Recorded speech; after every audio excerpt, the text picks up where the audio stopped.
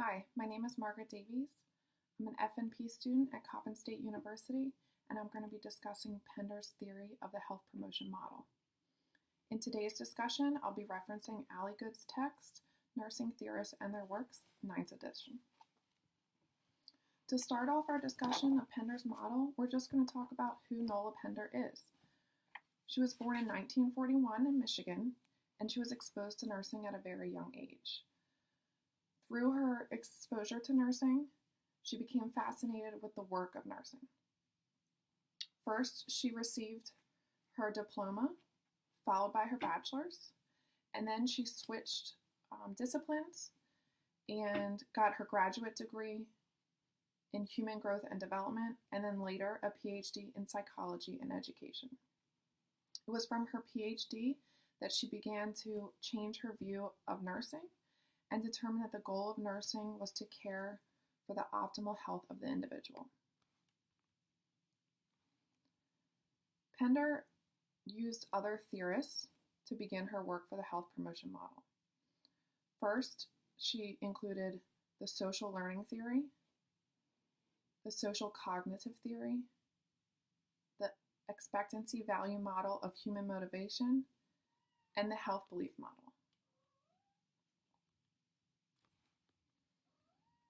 There are some major concepts that are important to understand for Pender's model. First, those are prior related behaviors, personal factors, perceived benefits, perceived barriers, perceived self-efficacy, activity-related effect, interpersonal influences, situational influences, the commitment to a plan of action, immediate competing demands, and health promoting behavior. And we'll be discussing more about those concepts as we go through this presentation. Pender's health promotion model has been tested on 4 different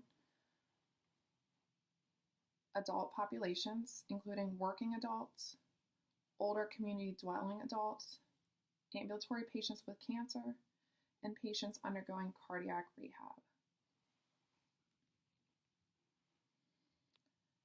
Pender has a couple major assumptions that are important to understand in her theory. First, Pender assumes that persons seek to create conditions they can express their potential, their health potential. Persons have the capacity for self-awareness. Persons value growth.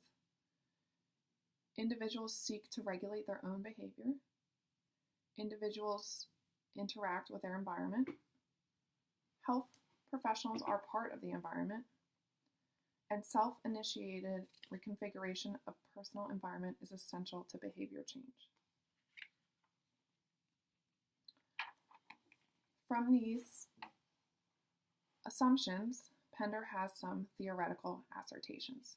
She actually has 15 assertions in the 5th edition of her health promotion model, and we're just going to focus on a few key ones today.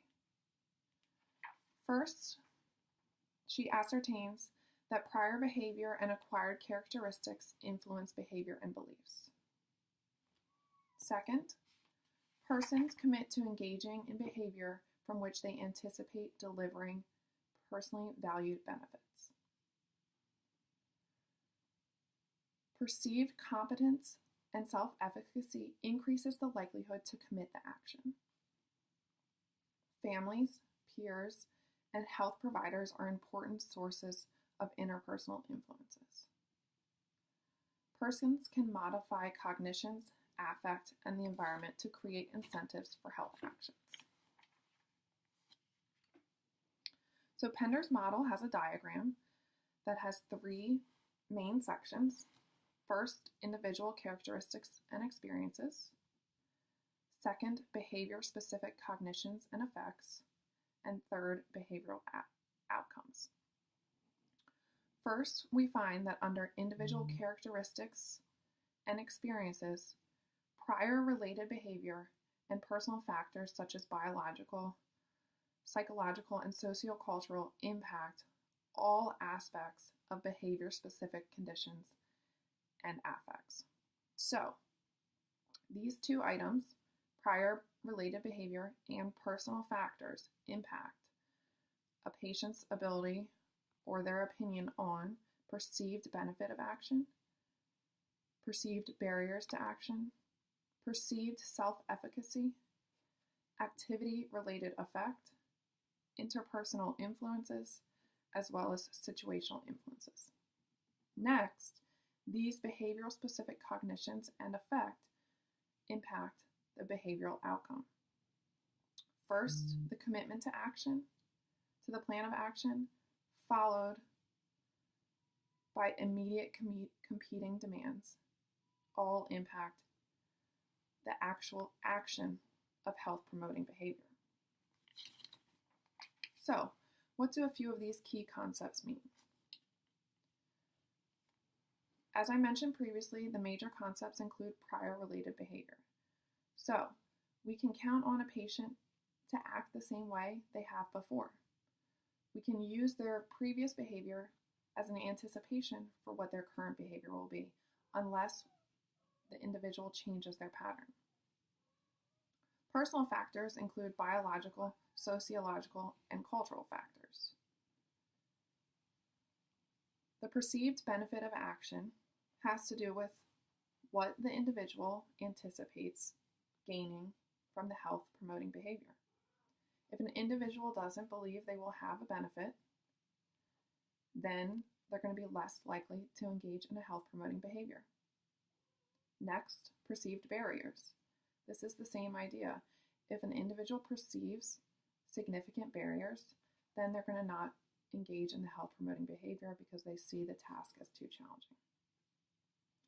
A very important concept is perceived self-efficacy. So this asks, can I do this? If a patient believes that they can do something, they're more likely to do it. If a patient doesn't believe that they can do it, then they're less likely to do it.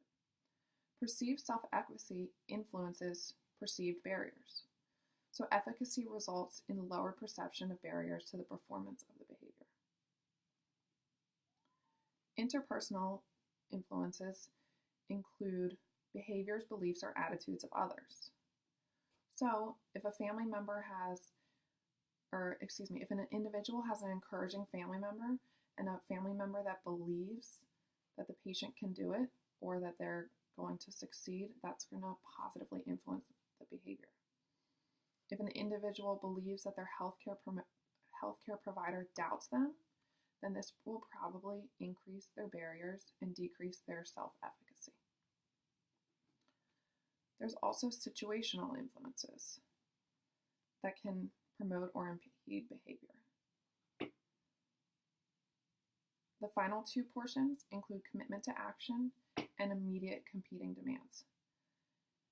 The commitment describes the concept of intention and identification of a planned strategy that leads to implementation of the health behavior. Immediate competing demands are the alternative behaviors over which individuals have low control because there are environmental contingencies. This may have to do with not having enough money for the medication or having to take care of a sick child instead of going to their own doctor's appointment. All of these major concepts impact the health-promoting behavior. So in our short discussion of Pender's model, you can see that many of these aspects would relate to the management of heart failure. Heart failure is a chronic condition, progressive, and has a life expectancy of 5 years after diagnosis. Heart failure is very challenging to manage because it requires knowledge of the condition, medications, diet, when to see a physician, and many other aspects that are challenging for a patient. Additionally, there's some emotional component in which the patient is not the same as they were before, and they may be experiencing depression. Therefore, the implementation of a transitional care team can be very beneficial for the management of heart failure. So now I'm going to go through the major concepts and just mention a couple different areas that have to do with heart failure and Pender's model. So first, prior related behavior. As I mentioned, you can anticipate somebody's behavior based on things that ways that they've acted in the past, or ways that they were able to handle situations in the past related to the management of their heart failure. Next, personal factors such as socioeconomic status and beliefs. If somebody has a low socioeconomic status, has difficulty reading, has a lower income, they're going to have more difficulty getting their medications, following their medications properly. This is where a transitional care team can come in to support. Transitional care teams have resources that help with getting medications and setting up weekly doses so that the patient takes the right amount at the right time. Personal factors such as belief also play a role in this portion of the model. If a patient doesn't believe that they have heart failure or believes that they can manage it without the help of a physician or nursing team, then that's going to impede their health promoting behavior.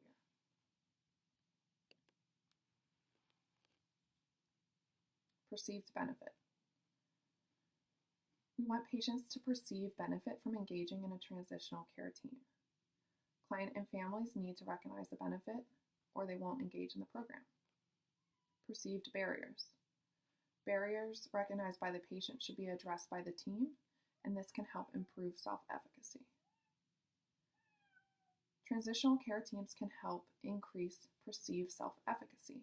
This is one of the major factors impacting the commitment to the plan of action and the health promoting behavior.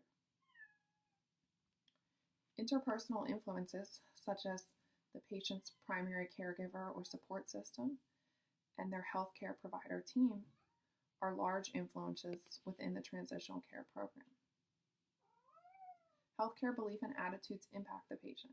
Negative comments towards a patient, such as saying, "What has you back here again?" in the setting of a heart failure readmission, does not encourage the patient, and it lowers their self-efficacy of the patient. This is where it's very important for all members of the healthcare team and the patient's advocate to be on the same page, positive and productive, and not have negative comments that could be taken the wrong way and offend a patient and make them feel like they won't be able to succeed with their management. Next, situational influences. So this can be exposure to different foods, holidays, poor influences, and emotional stress.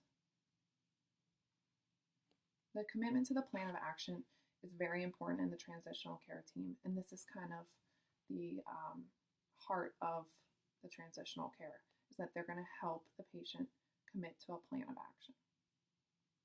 The client and the transitional care team develop a plan as well as a backup plan. The client has family and friend resources, and the client feels supported and knows who to call and when to call for help. As I mentioned previously, immediate competing demands could be the need to spend money on other personal needs other than medications. So this is my brief discussion of Pender's health promotion model in reference to heart failure transitional care teams